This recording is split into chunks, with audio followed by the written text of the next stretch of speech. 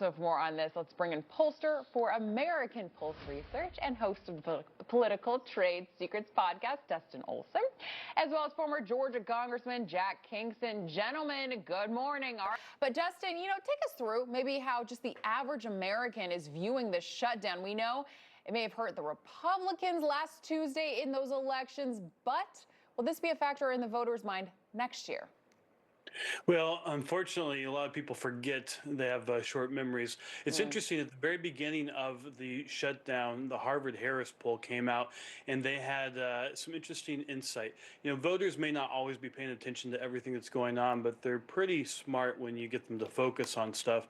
And 55% of Americans said that they thought that Democrats were doing this because of their base. 62% ultimately said that they think that Republicans would win the shutdown, which it looks like they have, and 65% thought the Democrats should ultimately vote to open up the government. And most polls have shown that it's been pretty split, with Democrats doing a little bit better.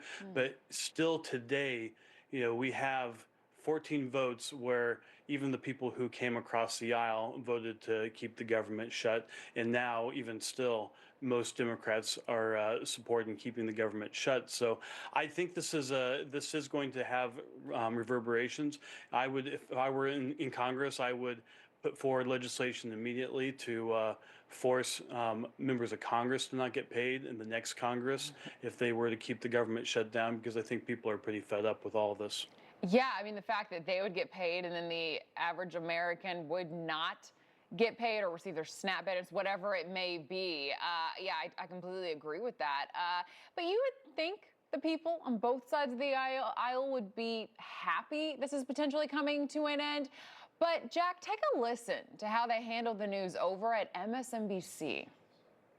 I have a lot more questions than answers. I don't know why Senate Democrats are going along with this so hard for a date promised in the future, and looks like they're settling for something that is 6 weeks down the line. I don't get it. I would say it doesn't feel like a gentleman's agreement. It feels like Lucy and the football. Lucy and the football. Interesting.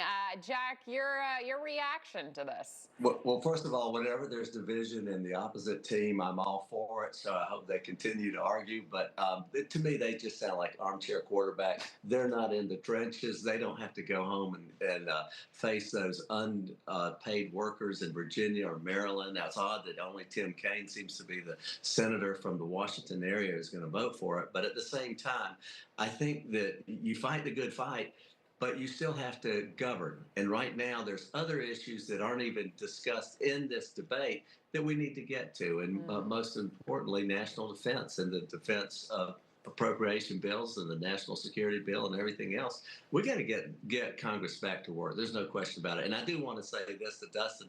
I'm 90% sure there's not a pay raise in the Ledge Branch bill, which does have the salary of Congress in there. I think that they said no COLA for us this year. Yeah, and this could have been ended days and days ago. I'm not really sure what the Democrats were getting out of stalling this at this point.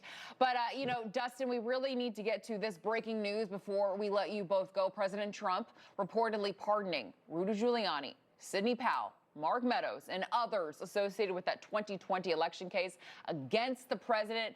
Dustin, your reaction on this news that we are hearing?